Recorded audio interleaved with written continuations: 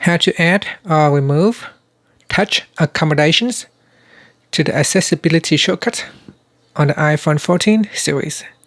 First, let's go back to the home screen by swiping up at the bottom of the screen. And on the home screen, tap on Settings. In Settings, scroll down and tap on Accessibility. Next, we swipe up to go down to the bottom and tap on Accessibility Shortcut. In here, scroll down to the bottom and tap on Touch Accommodations. And after that, you can tap on the back key to go back to Settings or swipe up to go back to the home screen. Now that we have selected the item, it is added to the Accessibility Shortcuts menu. You can triple click on the sub button here to open up the Shortcuts menu. From here, you can tap on Touch Accommodations to turn it on, or you can switch it off. And that's it. Thank you for watching this video.